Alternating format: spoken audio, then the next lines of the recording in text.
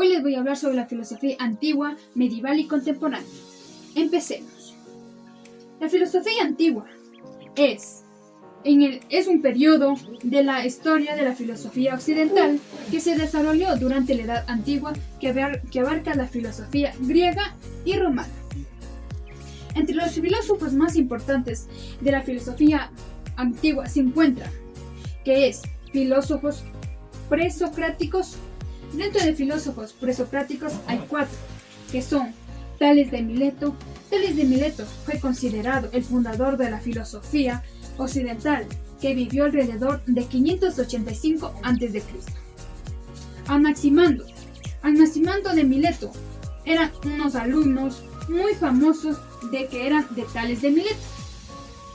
Eracito era un enfador de todas de las cosas que son transmisiones y caóticas. Parménides de Zenón de Elea creía que todo es uno y es un cambio imposible.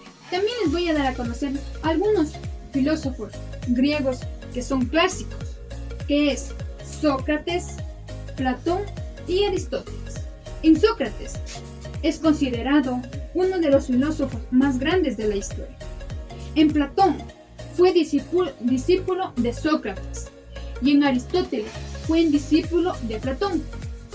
Otros filósofos antiguos que son muy importantes, que es el Pirrón de Elis, Séneca, que es Marco Aurelio, Cicerón, Plotino, Porfirio y Proclo. También les voy a dar unas características de la filosofía antigua. 1. Que se extendió desde el siglo 7 o 6 a.C. hasta el siglo 5 y 6 después de Cristo. 2. También se consideraba que sentó unas bases de pensamiento occidental. 3. Que se caracterizaba por un lenguaje y un reflexivo. 4. Que también es un sujeto que fue encontrado en un fundamento último de todas las cosas. También algunas corrientes filosóficas de la filosofía antigua, que es platonismo, aristoteleísmo, escepticismo, también electricismo, etc. La filosofía medieval en el siglo V y en el siglo XV funciona de una razón con la fe, buscando armonizar el pensamiento filosófico con la doctrina religiosa. Se divide en 2 etapas, que son patrística y escolástica. En patrística explica y se defiende el cristianismo, influenciándose por el pensamiento griego. En la escolástica es un conocimiento filosófico y teológico utilizando la lógica para fundamentar la fe. Personajes de la filosofía medieval, que es Pedro Abelardo. Pedro Abelardo se opuso a muchos conceptos de la tradición antigua. Juan Escoto también era un filósofo cristiano del Renacimiento católico. Ramón Llull también era uno de la frase más de aristotélica. Maimónides también es un representante de la filosofía judía. Alberto Mango también fue un cantante, compositor y autor de canciones italiano. También les voy a dar a conocer unas características de la filosofía medieval, que es 1. Que intentó conciliar la filosofía clásica de los cristianismos. 2. Que también fue y tuvo aportes de las creencias judías y islámicas. 3. También que se buscó con la fe y con la razón. 4. También que promovió la idea de las ideas de ordenar y dividir. Algunas influencias de la filosofía medieval también que son muy importantes, que es el cristianismo, el judaísmo y el islam. La filosofía contemporánea en el siglo XIX actualmente rompe uno de los sistemas más tradicionales que exploraron nuevas formas de un pensamiento que se enfoca en una existencia como la sociedad, la ciencia, la crítica y valores establecidos. También que surgieron corrientes como el idealismo, el positivismo y la filosofía analítica. Y en cada uno de los enfoques dividimos sobre la realidad, el conocimiento y la verdad.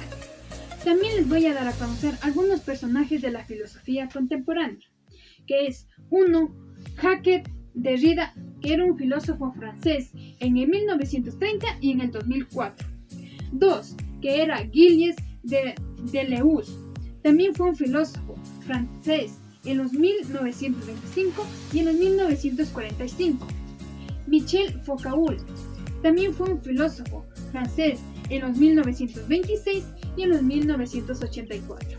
También Walter Benjamin, también fue un filósofo, crítico, cultural y ensayista alemán, que fue en el año 1892 y en el 1940. Les voy a dar a conocer unas características de la filosofía contemporánea, que también son muy importantes. 1. Que es un movimiento que abarca diversas corrientes y escuelas de un pensamiento. 2.